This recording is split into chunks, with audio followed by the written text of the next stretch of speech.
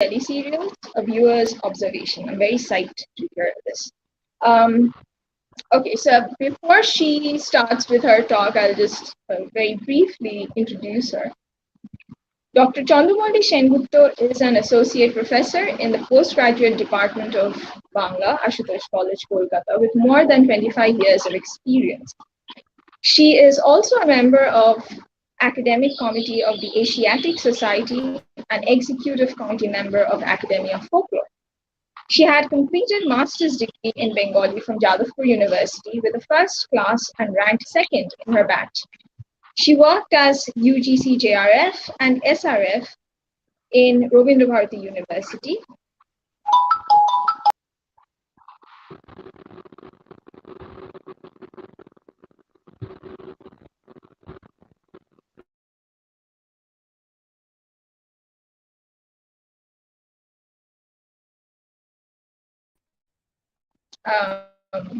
I'm very sorry for the inconvenience, some technical glitch. I'll just continue. She worked as UGC JRF and SRF in Robindra Bharati University and has done her PhD on mythology and Bengali literature under the supervision of Professor Khetra Gupta in 2000.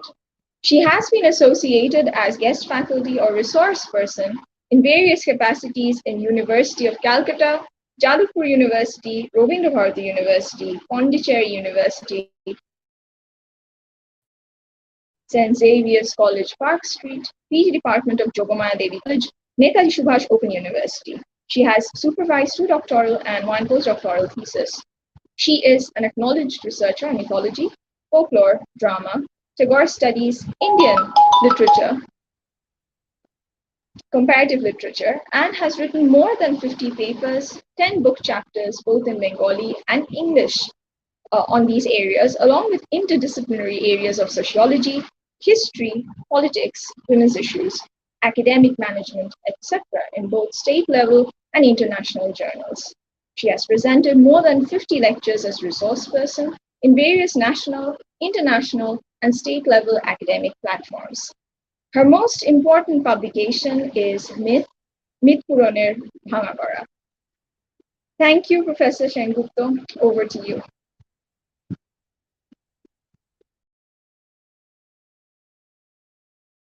Good evening and thank you, Dr. Chandramalli Sarkar. I first express my gratitude and thanks to N Narratives YouTube channel for giving me this platform to speak about a theme or a topic which I really wanted to pour out for a long time. As you already know, that the title of my talk is Women in Bengali Serials, A Viewer's Observation. Why I chose this particular topic, for that I need to go back to the 1990s, a little bit of my past life or my young life, student life. So in the mid to the late 90s, when I was in almost to the end of my student life and I was just beginning to work, I mean my early work life, I was associated with both stage and television as an actor. At that point of time, group theatre was thriving with great scripts, but television had just only 2 channels. One was DD1 and the DD7. People who are of my age, they must be familiar with these 2 channels. And the DD7 was dedicated mostly to entertainment. And the very initial Bengali telesoaps or the Bengali television serials were happening at that point of time, which had 13 episodes or maximum 26 episodes. And those were based on, within quotation, normal stories. You must be asking why normal? Because in those stories, you could find logic and you could at least believe those stories. And in the national channels, also again, there were only 1 or 2 national channels. I remember there were wonderful telesoaps or teleserials like Bunyad, like Hum Log, like Tamas, based on Vishnu Sahani's very famous book. So this was the scenario in the mid to the late 90s. Then a long time passed. I dissociated from the glamour world and went on to concentrate to a very, very full-fledged academic profession. But my love for theatre, my love for plays remained, and so I used to make occasional visits to the Academy of Fine Arts to watch the new plays. And I also have friends in the glamour industry, so therefore it was also lovely to see them on screen or on stage. But televisions also underwent a lot of change, and now you know that every television set has 100, 150, sometimes even 200 channels which run for 24/7. I mean, even if you switch on television at 1 a.m. or 2 a.m. in the morning, you will find one or two channels plying. But my television watching got restricted mostly to news or to movie channels where the classics were being shown, be it Hindi, be it English, be it Bengali, of course. So my disconnection or the bridge with the television serial was complete. Many years back, when in 2020 the lockdown happened and we were forced to stay home and do everything online, sometimes, in mid of work, class, correcting copies and stuff like that, the boredom probably kind of forced me to shift my eyes from the mobiles, from the laptops. And in the end result, I found myself watching television mega serials, actually the Bengali serials, in the different Bengali channels that run now. I was not very aware of the things that were being shown in mega serials. So the first thing which struck me was that mega means huge in the real sense, because most of the serials were running for say 200 episodes, 500 episodes, 300 episodes, and running for at a stretch 2 years, 3 years, which was kind of astounded me, because for me even then, television serials were 13, 26, or maybe 39, maybe 50 at the max. So that was my idea of a television serial. So things that was the first change I noticed. And since there was a lot of free time and there was this horrible confinement of not being able to go out, it gave me to explore this new television serial, the world of the television serial, this new world, and see the differences. And when I was actually going through the differences, or when I was trying to point out the differences, I found that the difference is not just in the duration, like it was 1326 vis-a-vis 200 or 300 or 500 episodes, but also many other issues, amongst which one issue started upsetting me, and not only just upsetting me, at times literally enraging me, which I sometimes expressed in my Facebook wall also, which Chandramalli once had pointed out that Didi, you had written this in your Facebook. So when Chandramalli asked me to speak in her channel, I asked her whether I can channelize, or that I can sort of purge out my bottled down feelings and speak in her channel about those issues and those particular things in the television serial which really make me sad, and which really make me upset and make me angry. So when she consented, I decided to consent it on this particular topic. So you can understand that I will speak about mostly the women characters of some very popular mega serials which are running currently.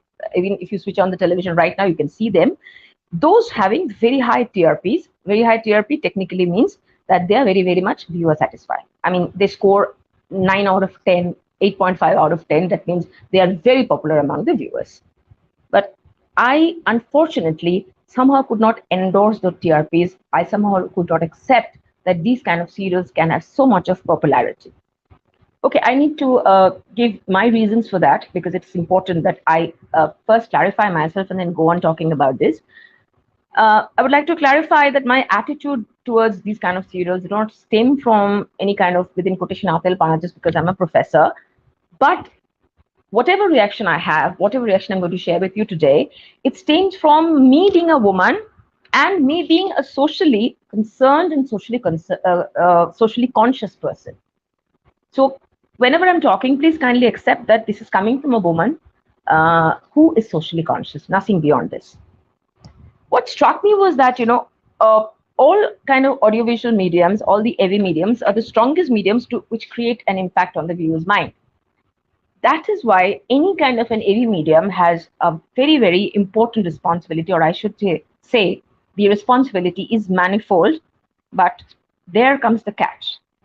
Proper use can have a proper responsibility, but if any AV medium is misused, it can occur tremendous damage. So in an AV medium, a proper use and a misuse both can occur. Now I'm going to go straight to the telesoaps, as these are impacting life of the Bengali middle class society, or even higher class maybe, in a big way. And for that, I'm going to take you through the storyline of some of the most popular television serials that are running in several television channels right now. Of course, I will not name those television channels, but I'll speak about the tele-serials and the characters. to see whether they are actually fulfilling the responsibility that is expected from an audiovisual media. I first choose to speak about a serial which is called Fuljhuri. Uh, Fuljhuri is a singer, and she was brought up in a slum because she was deserted in her childhood by her parents, and she never knew who her parents were. And she used to work in a house, which later on was discovered that it was her own house because one man of the house happened to be her father. So that is not the question. In that house, there is another girl called Chorai, who was also her sibling, and both of them fall in love with the driver of the house, whose name is Lalon, who also used to live in the same slum with Fuljhuri.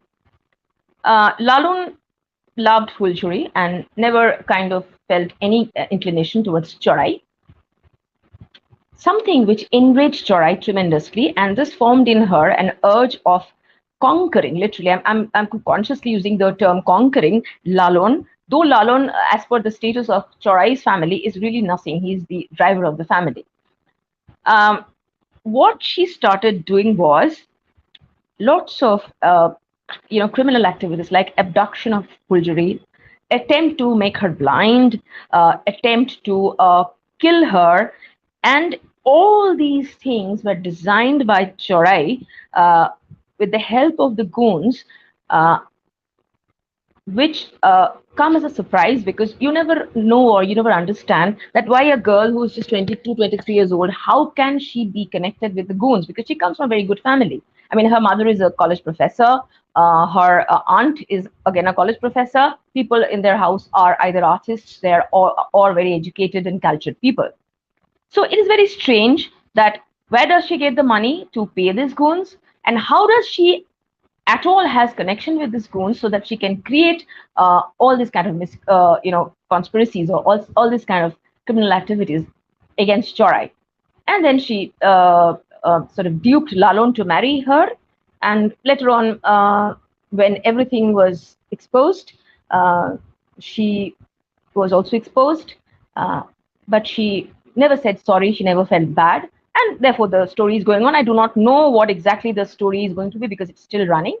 And in all these activities that she's been doing, like harming Fuljhuri or trying to snatch Lalon away from her, she was being supported by her mother, who was actually supporting all the unethical work that Chorai was doing.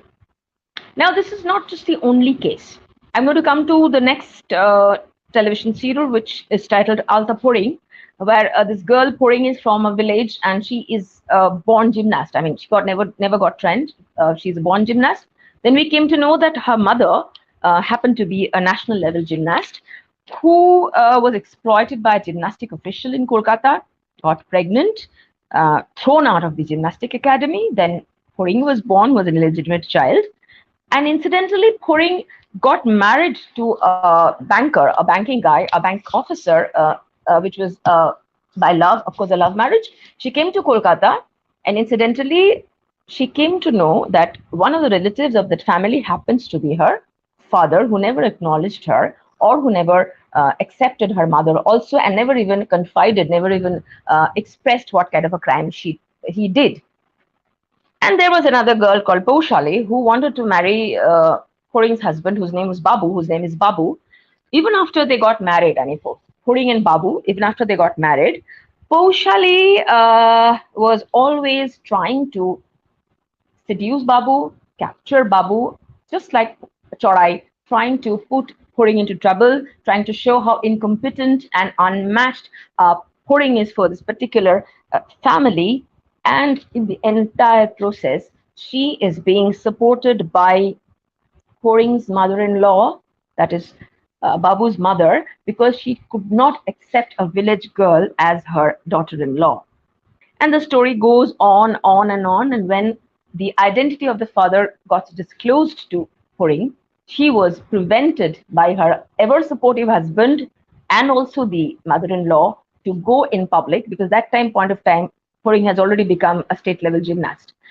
They prevented her from going in public and announcing in press why her mother, what kind of atrocities her mother faced, and why she also had been neglected, and she wanted to make this person suffer and make this person own up about the crime he has done, both to her mother and to herself. But she was prevented by the family, saying that you have become a gymnast, so what more do you need? If you speak out the name of the father, it will bring it will bring shame to our family, because this particular person, his name is Nirmal, who happens to be a family name. I'm coming to the third story, which just was aired at 5:30. It is called Guddi. This shows a girl, very young girl. She's 17, 18 years old, whose name is Guddi. She always wants to be an IPS officer. She lives in the hills or the mountains. Her father is Baharu, who works in a Bengali family there as a cook.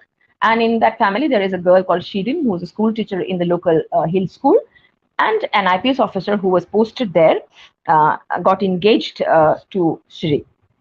But as an accident, as a part of an accident, to rescue Guddi, the proposed groom, or the betrothed, whose name is Pilu, he had to marry Guddi to save her from being abducted by some people.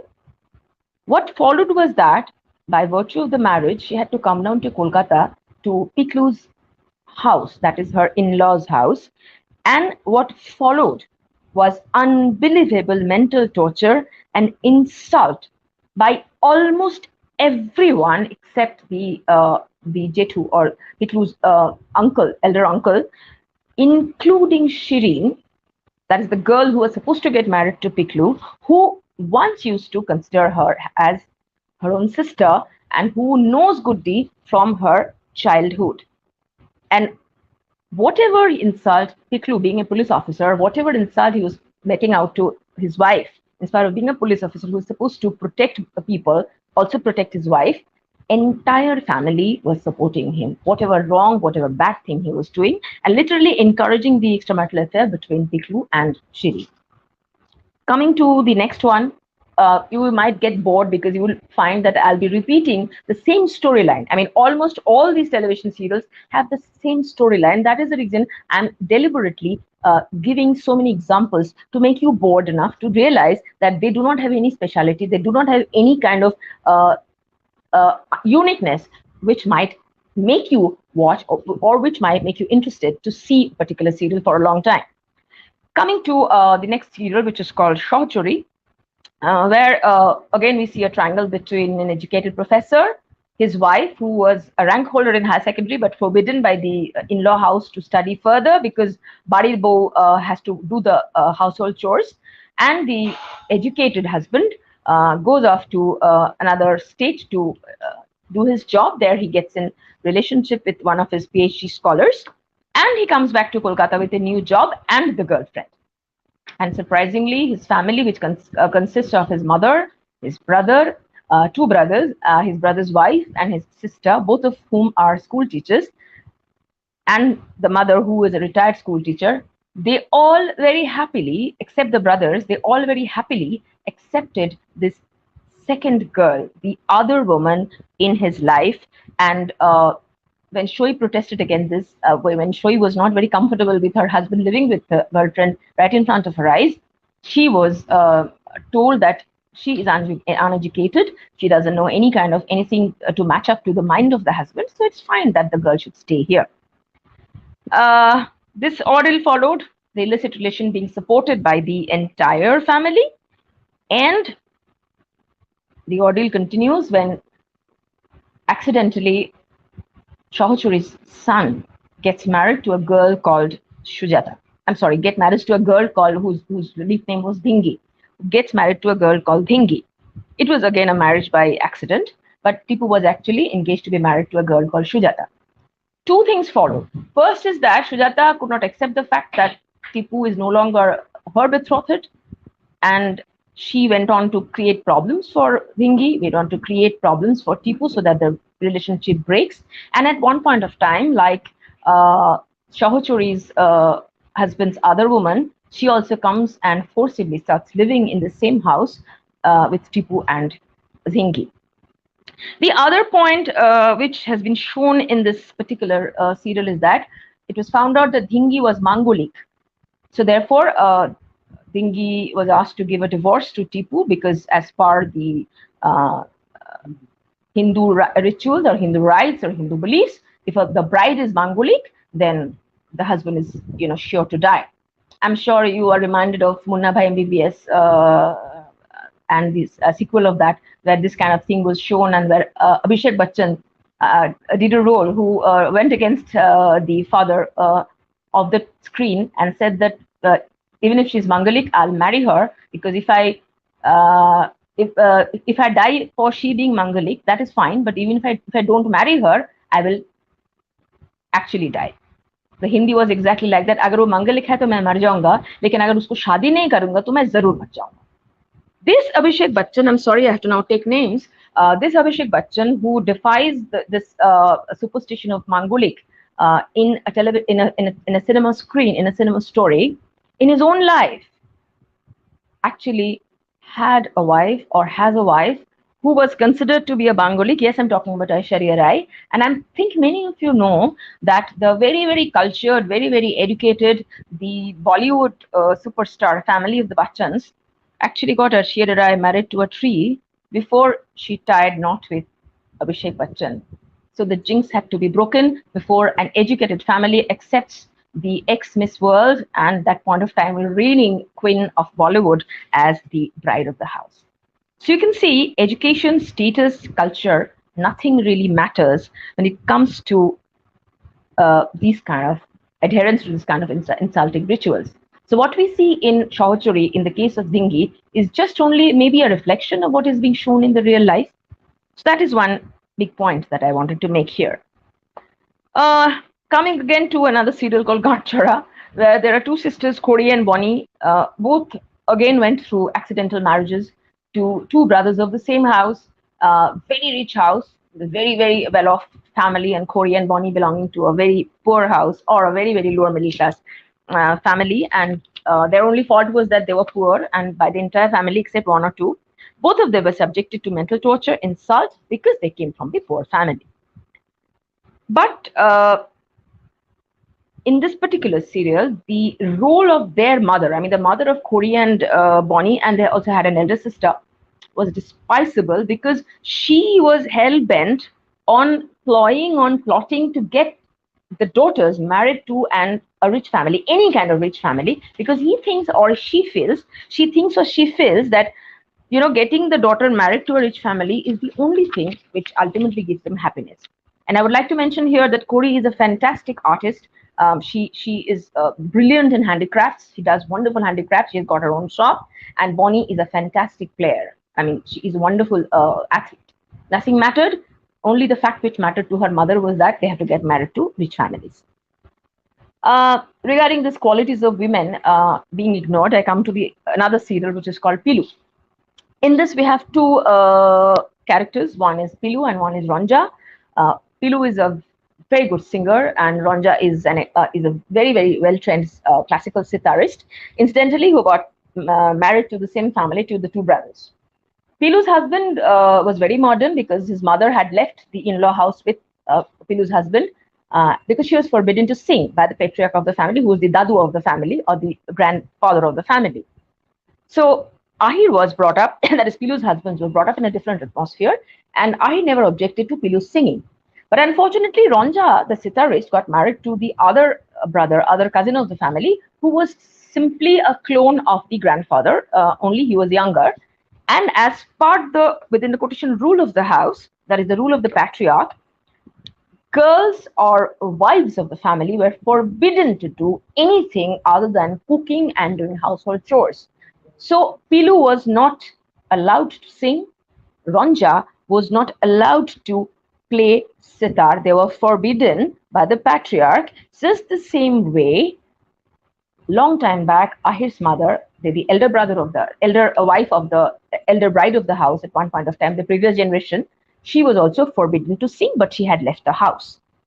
And you will be surprised to know that in this serial, Pilu's father-in-law and Ronja's father-in-law, they are unabashed when something they dislike about their wives to whom they're married for, say, 20 years, 25 years, 30 years or more, and say, if you don't listen to me, if you don't listen to what Baba is saying, ghar dhore bari theke bar kore debo. I have to say this in Bengali because the impact doesn't come in English.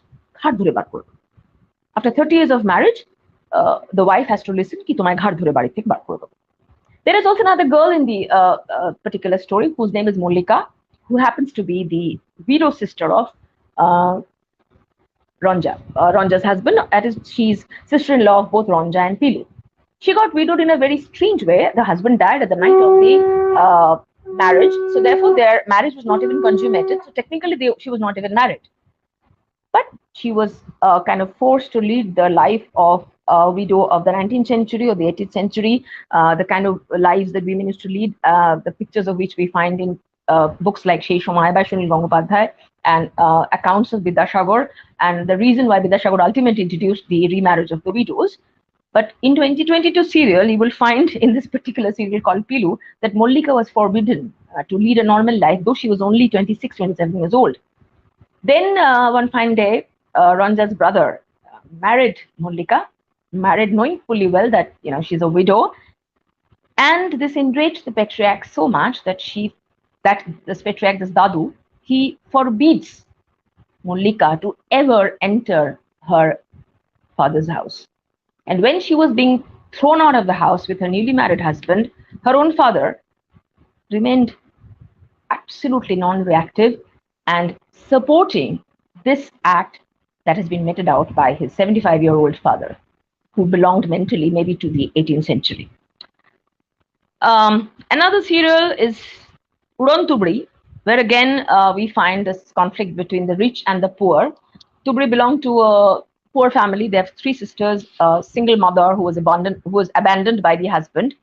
But then a boy called Arjun of the very rich family falls in love with her, marries her, and as you can understand that the mother-in-law, Arjun's mother, could not accept this mismatched marriage because she had in mind another girl called Nisha, who happens to be the daughter of a very senior police officer, uh, educated in Western world, and totally fitted, according to her, to this family. So even after Tubri and Arjun got married and Tubri started living in the in-law house, she allowed Nisha to stay in the same house with Tubri and Arjun. And Nisha, I must say, is so very shameless that she went on, continued staying with her because she's basically plotting with Tubri's mother-in-law as to how to remove Tubri from Arjun's life. Her father is a police, but Nisha is a total criminal, and you will be surprised to know that she is actually trying several options. She's trying absolutely several options as to how to kill Tubri. I mean, if you watch that serial and if you are really keen on killing somebody, you might get ideas, from that serial as to how you can kill a person. So this again is another serial which shows this shameless staying of the wife and the other woman, and the mother-in-law plotting against the daughter-in-law with another woman. Now I come to another serial which is called Uma, where there are two characters. One is Alia, one is Uma. Both of them are brilliant cricketers. Alia is an international level cricketer, Indian cricketer, and Uma had been a budding cricketer, but she has also now reached the state level and going to the international arena. Uma got married to a guy called Obhi, again belonging to a very rich family. Uh, and Uma, you can well understand, as part of the kind of a formula, Uma comes from a very poor family. Now, Alia was interested in getting married to Obhi because Alia's father was also very rich, and both the families were business families. So, if Alia and Obhi were to get married, if they got married, then probably both the families could have dealt with business together, and they also have a common cricket team. So, what follows was again the same boring screenplay, which is going to be a repetition of whatever I've said so far.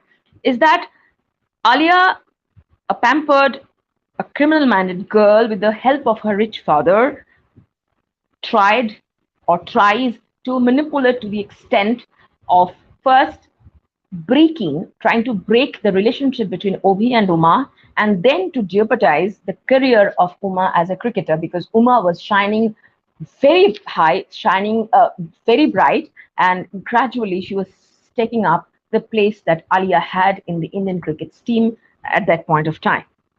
So these kind of criminal activities are going on in this particular serial as well. And whatever criminal activities Alia is doing, it is supported by both her mother and her father. And it surprises me that I remember when we were kids, we were young, if you did something wrong, we used to be beaten up by the parents. And after some time of age, when we grew up, beating was stopped. Beating was not there anymore. But yeah, the scolding was still there. The scolding is still, I mean, I still sometimes might get scolded if I do something wrong. But here you find people, here you find parents who are unabashedly supporting, the bad activity, the wrong activities of the son or the daughter. So here ends my boring narration of a couple of selected serials. There are some of the selected serials. There are many, many more in many, many other channels. So these are the female characters of the family stories, which are now being shown in prime time in different private channels. And all these have very, very high TRP. Now, maybe if you can sum it up and find out what are the common points. I mean, I was telling you that I'll be repeating the stories. You'll get bored because you'll realize that I've been talking about the same story over and over again. The first common point: almost in every story, we find a double relation, that is a married wife and a plus one who was supposed to get married but couldn't get married. They both stay in the same house. Strangely, why? Nobody knows. Most of the marriages are by accidents. And this plus one, who continues staying in the house of the guy even after his marriage, shamelessly either tries to seduce and get back the guy or plots to put the wife in trouble with the help of the girl's mother-in-law because she doesn't like the bride. And all these girls, I mean, the plus one girls, they have no self-respect, that they were being rejected and the boy had married someone else. And what is the worst is that the mother-in-law or the mother of the boy actually encourages extramarital affair for her own son. This is extremely tasteless, extremely morally degrading. This is a very, very common point you will find in most of the series that you see nowadays. What is the second common point?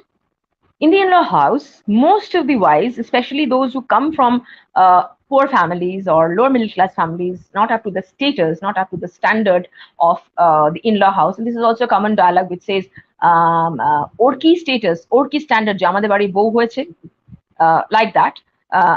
So in most of these cases in the in-law house, this poor girl, in both sense, I mean, in financial sense and in the social sense, she undergoes severe torture, mostly mentally. Like I've talked about Pilu, I've talked about Guddi, Urantubri, Altapuring, Shauchuri. There's another serial called Gori. In every serial, you will find they're tortured, and unabashedly people are uttering, be the mother-in-law, be the husband, be the father-in-law, anybody, ঘাট ধরে বাড়ি থেকে বার করে অপদার্থ মুখ ভেঙে দেবে. Mother-in-law is saying, ও তো একটা বাইরের মেয়ে. I sometimes, when I see these serials, I feel like laughing out loud and say that mother-in-law, you are also a বাইরের মেয়ে because you also do not belong to the family. You are in this family by marriage, just the way your daughter-in-law is into this family by virtue of marriage. So these are the very, very common dialogues. And like বাড়ির যোগ্য বউ নয়, ও কোনো status আছে যে আমাদের বাড়ির বউ হতে পারবে.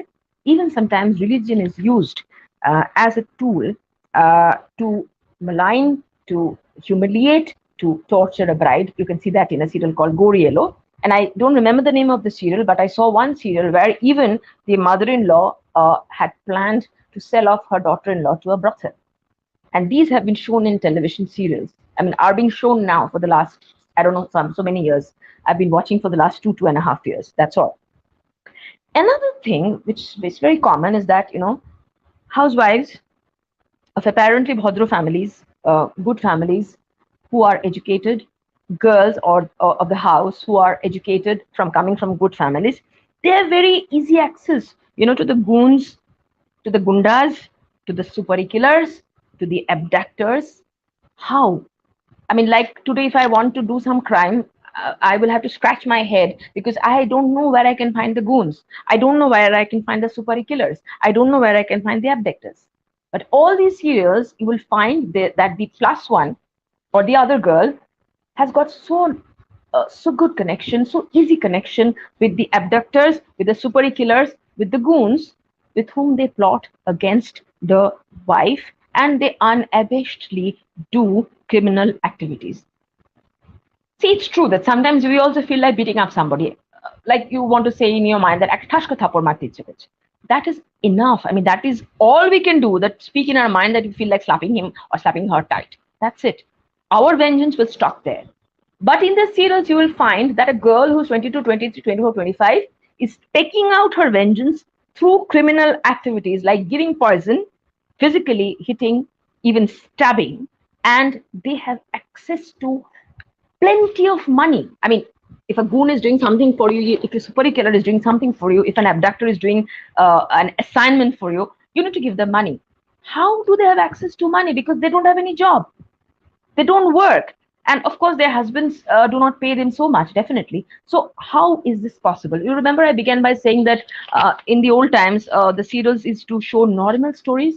Yeah, I deliberately use the word normal because I find these very abnormal. That first, what is the access, what is the source of the money, number one, and number two, how do a girl from a normal a middle class family have access to an abductor or a supari killer or a goon?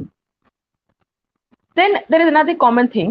Nowadays, joint families are unimaginable. I mean, rarely you find joint families in the modern societies, at least in Kolkata or in cities.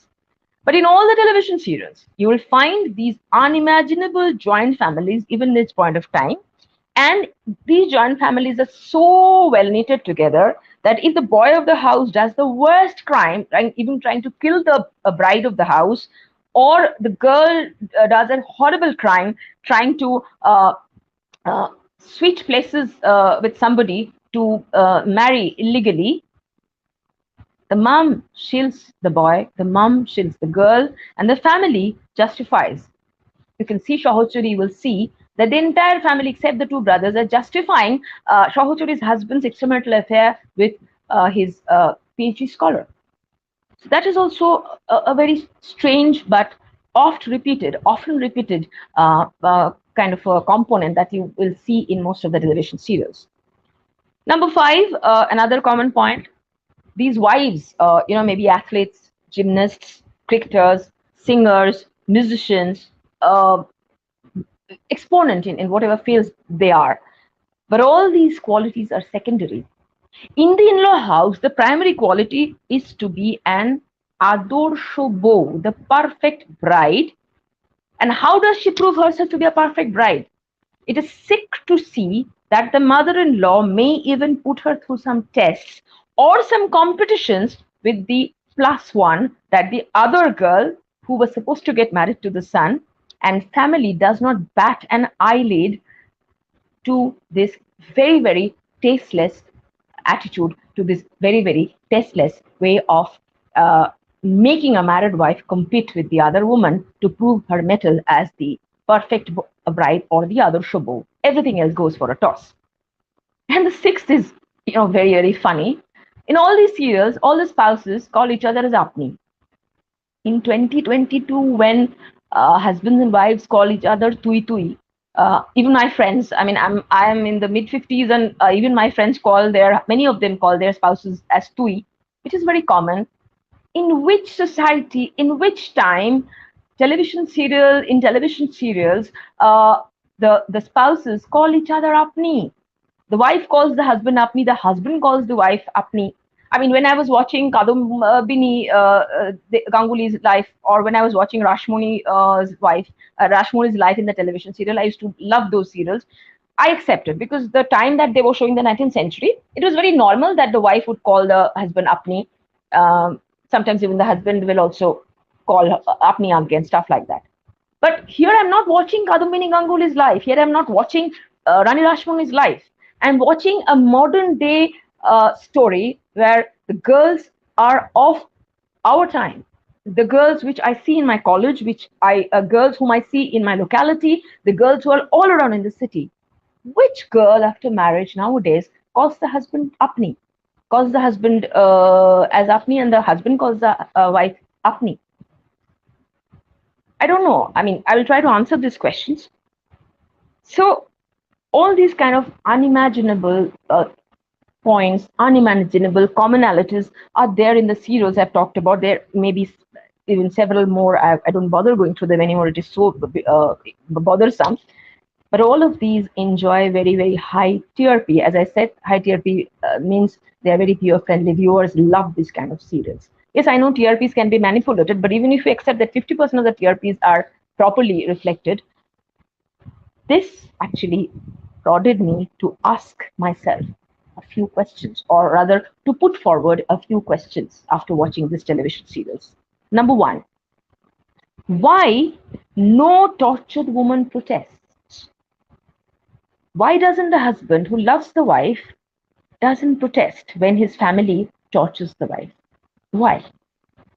Number two, why the other woman, the plus one, has no self-respect, and this lack of self-respect of trying to seduce the married man, trying to seduce the ex-lover, is irrespective of the class, the education level, or the wealth they have. Why so? Are women really so shameless? Are they so much devoid of self respect? Are women so meek that they actually don't ever protest, don't at all protest when they are being tortured like this? The third question, which comes from these two, that in the television serials you will find social norms, legal implications, they go for a toss. I mean, these are not fairy tales that you can just write anything or you can just show anything. Fairy tale not in the good sense, but I mean it in an unimaginative sense. I mean, where you can imagine things in the imaginative sense. I mean, in fairy tale you can imagine anything. But when you're showing, you can imagine anything in a fairy tale and you can show anything in a fairy tale. But these are family stories based on real life stories, based on today's life, based on today's society. There you cannot show something unimaginable. Absurdity is not acceptable in this kind of serials. And if you watch the serials, you will feel that there is no IPC, there is nothing called domestic violence, there is nothing called 498. The stories that you see in the television serials, they are devoid of the modern day realities of IPCs, of the coinage called domestic violence, the IPC section called 498. Amazes me. But if I put aside these two questions, there are two very alarming questions. First one is, many of these television serials are written by, I mean, the screenplays are written by female writers, produced by female producers. Unfortunately, I know a couple of them who, in their college days, has been very sensitive girls, very sensitive young ladies who were very good actors, who used to go out talking about women's liberation, who used to put forward their protest when something wrong was going on the university campus. I've seen them from very close quarters. But now, when they're into business, into this entertainment business, in the name of entertainment, they are writing this kind of serials. That means they are actually showing this portrayal, or they are portraying this kind of atrocious, absurd, and horrific insults or tortures that are being meted out to women. I will not name the serial, but I remember one of my friends who happened to, he's a man, he's a guy, who is to direct one of the serials. I mean, I've mentioned the serial during my talk. He started directing the serial, and after some time, he opted out. So we asked him that, why did you opt out? It was such a popular serial, everybody was watching it, and he's got such high TRP. Why did you opt out? You know what he said? He said, I was unable to handle shooting all those horrible scenes where in front of me a girl was being insulted, though as in a story, but I could not handle, I could not accept, I could not deal with a girl being insulted so terribly, even in a television serial. The next question we asked, because he's a friend, so we could ask him frankly, that the screenplay, that the writer of the screenplay happens to be a girl you know. I mean, we also know her. Why didn't you tell her? Why didn't you tell her to change the storyline because you're feeling so uncomfortable? He said, I told her. She said, I cannot do anything because that is what the channel wants. That is what the channel demands, and I can't go against the channel. So the channel wants to portray these kind of stories. And when I talk about screenplay writers, when I talk about producers, I really can't uh, stop myself from remembering the most popular woman screenplay writer of the current times, who happened to hold a very big government post dedicated to women welfare And if you see her interviews, if you see her write-ups, you will think that she is the champion of women's league, and she actually works for the women's cell of the government. But when she comes to business, in the true sense of the term, she doles out, her pen doles out stories where she shows women being tortured, women being insulted, women being downed, and women being oppressed like this. What a contradiction. If she's writing this for the entertainment channel, if she's writing this for the television serials, then next day, when she goes to sit in a big meeting where she's talking about the women welfare, which the plans of the women welfare being doled out, being given by the government, how does she tally her two selves? How does she tell her screenwriter self that this is what I'm showing is very bad? Or how does she tell her government spokesperson, or how does she tell her women's health chief self that that is a story I should not be showing? I don't know how she reconciles between the two. The last question, which is the most alarming question, with which I'm trying to come to the last part of my talk. I said that all these serials have very high TRPs. That means viewers support this kind of behavior. That means viewers like to see this kind of serials. This was the most important question that bugged me, that confused me. That is the society really like this? I mean, it is 2022. Things have gone for a big change for over the years. So many women are working now. Things have changed. Women are in all kind of professions. Women issues are so highlighted everywhere. Then how come the society, the women of the society, or the people of the society are actually relishing or actually liking this kind of serials where women are subjugated to this kind of torture, this kind of pain? I actually couldn't find an answer, but I was searching, and one day I came across a talk show, which was a reality show, not any television serial, in nothing screenplayed there, which is called Apni Ki Bolen, which was anchored by one of the top theatre actors of our times. This show is very interesting. It actually portrays a real life story being dramatized and enacted by actors. But they do not show the story at a straight. They show parts of the story, and after each section of the story is being shown, they ask the live audience who are in the studio at that point of time that whatever in this is shown in this part of the story, is it correct? Is it right? Like, I give an example. I remember one story which was being shown there. I mean, the dramatized version of real life story, that a girl was once rescued by a guy from her very abusive stepmother and meek father, and eventually he gave her a shelter, married her, and stuff like that. But times went by, and she got a job, she got a child, and the guy went on to become an alcoholic, and he started beating her up. He started doing all kind of domestic violence against her. And that point of time, the girl decides to leave the house. So at this point of time, when the girl has taken the decision, the section of that particular dramatized portion was ended, and the anchor asked the audience in the live studio, what do you think, that whether the girl has taken the right decision or not?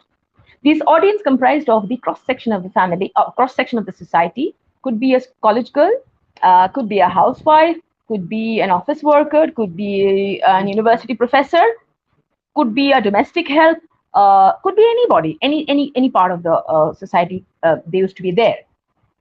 That is where I got my answer, at least to some extent. I remember when he threw this question to the audience: do you think the girl is doing the right thing, that she has decided now to leave the husband because he's being so abusive? You won't believe 70% of the audience spoke against the women, and they said, most of them being women, and among the 70%, 50% were women. The women audience there in the live audience said, no, the girl should never leave the husband. She should remain ever grateful to him because he had rescued her from the abusive stepmother and gave her a shelter and gave her a name and gave her a family.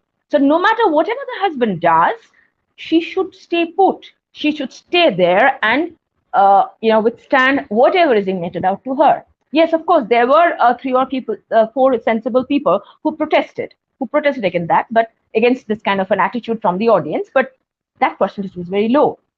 And that kind of opened my eyes that, we say art imitates life or life imitates art or both.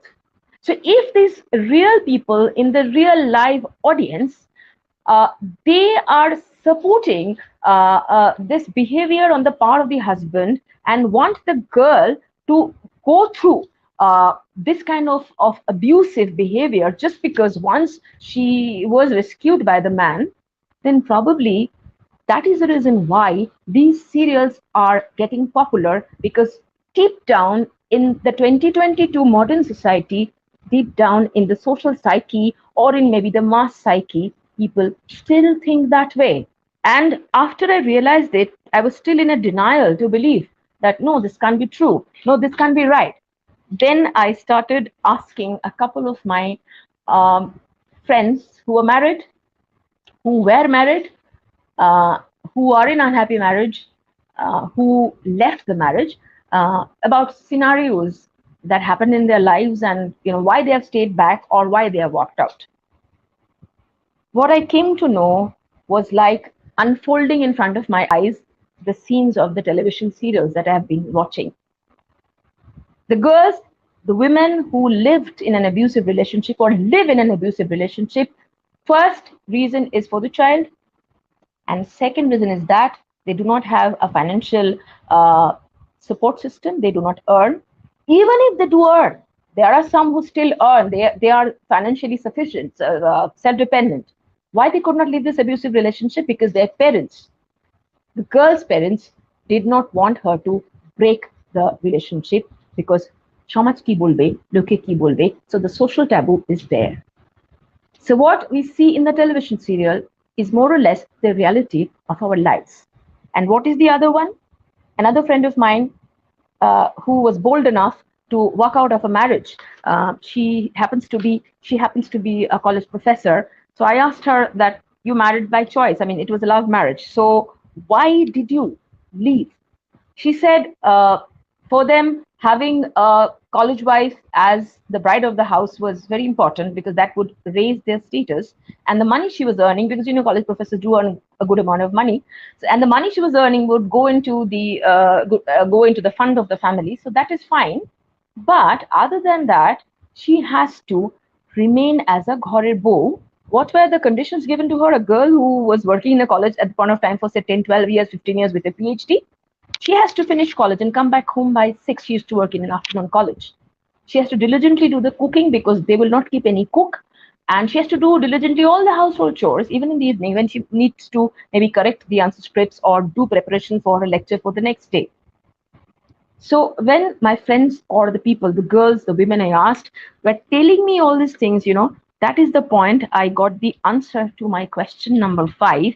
Why viewers support these television serials? Why these television serials have such high TRPs? Because this is what exactly is still now happening in real lives. As I said, that art imitates life, or life imitates art, or both. But in these serials, practically, these are showing ways of criminal activities, ways of torture, ways of maligning a woman, ways of demeaning a woman. And the same thing, without our knowledge, is happening also in our society, maybe under the wraps, in spite of the education level, in spite of the wealth level, in spite of the self-dependent job a woman has to go through, and we are not aware of that, or maybe women do not want to bring them out in public. So here the life and the screen become common. I remember Ramakrishna Paramahansa once said, "Theatre lok shikkha hoy." Theatre gives moral education. I wonder what he would have said if he was alive today to view this serials, that is theater, because these serials show anything but look shikhi. I will end by saying that I did not find any solution to these, but just two suggestions maybe. One is just the way a film has censor board, even film posters do have censor boards. it is high time that the government thinks of a censor board for the television also, which is important because the a censor board might put certain barriers, might put certain dams, might put certain impediments in this abundance of flow of women humiliation. So that could be one way, and another could be, I don't know how is that possible at all, by trying to uplift, by trying to mentally educate those people who still believe that a woman is primarily a ghorer mein or a ghorer beau. Whatever qualities she has, whatever acumen she has, is nothing unless and until she adheres to the socially dictated norms of being the perfect girl or the perfect wife. These two are maybe the only two ways. The second one I know is almost impossible. I do not know how it can happen unless the mothers of the house start doing that by teaching the young son or the young daughter to first respect the women, and to the son to teach the daughter how to respect the women, and to teach the daughter to protest when she's being wronged. I don't know how is this possible until and unless all the mothers think they should do this. And I think the first one, that the television serial censorship or the censor board for a television, probably it is an easier way. But then who am I? I'm just only a professor and a very, very general viewer of television serials who was blabbering out for the last 1 hour whatever was stored in my mind and whatever was boiling inside for me to throw out and purgate. But if a censorship is being brought in by the government, by the television industry, whoever, probably we will have less torture. We will have to face, less visual torture in the name of entertainment.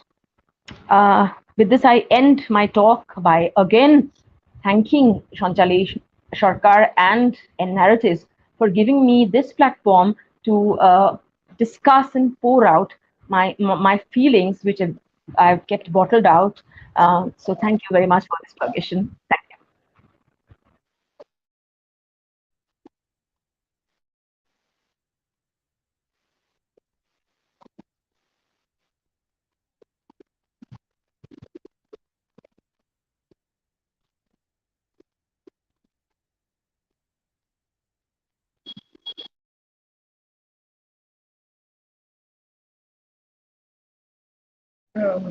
Can you hear me?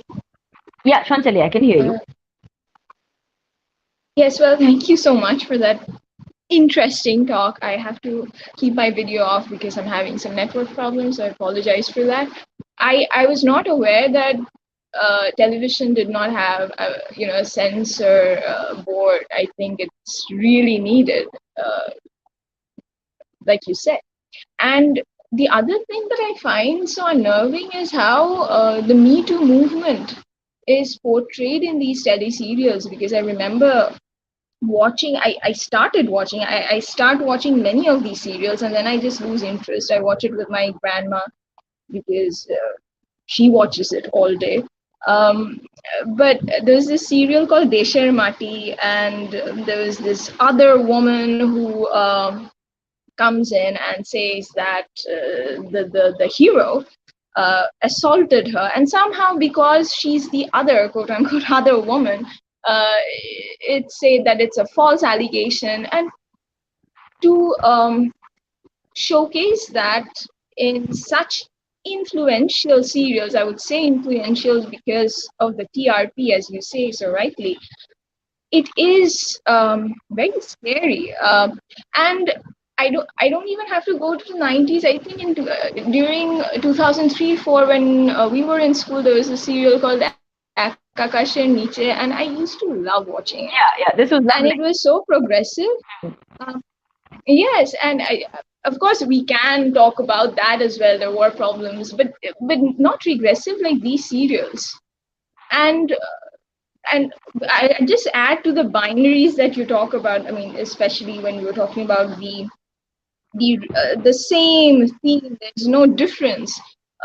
You'd always find the binary of the village and the city, where everybody from the village they are, perfect. They are so, everything is good about them. I mean, there's nothing wrong in it. We're not saying that it's not the case, but the whole the trend of uh, foregrounding these polarities. I mean, why isn't there any middle ground? So either you have the lower, straight up the society, or the upper crust, and nowhere do they portray the middle class Bengali household, which was a prominent factor in series like this. Yeah, I mean,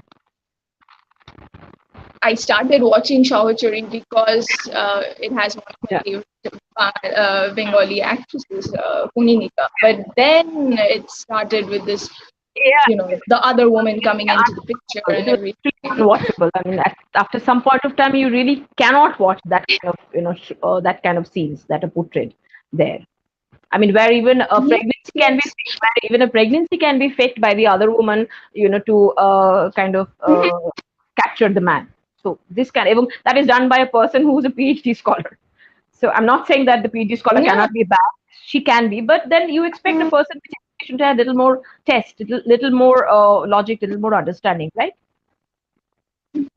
Yeah, and also you talk about the other woman, and I just said that these other women bringing in allegations and stuff, but it's not that all the other woman. Why is it that the other woman would always have to be portrayed as evil? This is so problematic. So you have the Shidul Kora Bangali Bo, who is always, prim and I will proper, just put in a potibroto. point here, Chanchali. I'll just put in a point here. I will not blame the other woman so much. I will blame the mother-in-law more because it is the mother-in-law who kind of gives the license to the other woman to do this kind of job work. So the Mhm. onus lies mostly with the mother-in-law, maybe not so much on the other woman. I mean, we have this tendency of always accepting the other woman as the vamp, as the bad girl. But in most of the Yes, serials, exactly. in most of the serials, these so-called other women, they are actually being patronized and they are being manipulated and they are being kind of given permission by the mother-in-law to do this kind of Mhm. work just because she Yeah, doesn't like the exactly. daughter-in-law. Yes, exactly. Why do we have to always see a prim and proper Bengali beau and the other woman has to be the vamp? I mean, I think, of course, there's no, I mean, not watching the television serials is not a solution, but like you say, we need to understand why it is, I mean, why is No, it that these I'm serials not with very such fond of these aggressive serials, but I watch them to content? find out why. I want them to find out why. Why? That is the basic reason. Yes, why is the TRP so high? Yeah, yes. I mean, if you ever find out, just No, watch this, thank and you'll be just shocked to hear the kind of reactions you get from the live audience there, and you will question yourself that you you. actually decide in 2022 like that. Hmm. Mm-hmm. Right. No, I'll give it a watch. No, thank you so much, Professor Sengupta. It was, I mean, this is something that we can keep going on because this is such a subject, and you'll always Absolutely. have more serials coming in to talk about. And I mean, there will not, there won't be much variation. Again, there will not be No, much no, variation. Not be much yeah, variation. So no, actually, we don't need thank to talk about it in public. That could be one way of protesting against these things. One way of protesting against these things, maybe. yes to talk about it. Yeah, keep discussing why.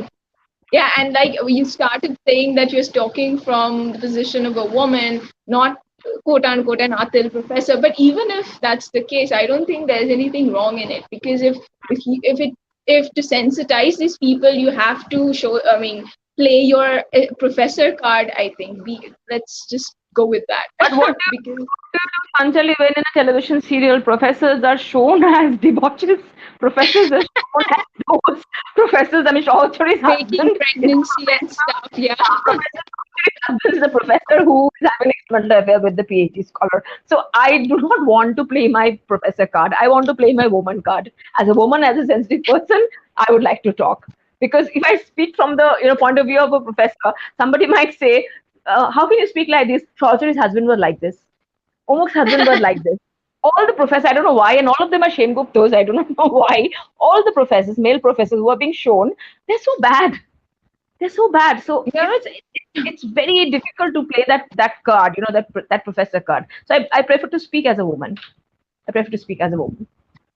that's perfect.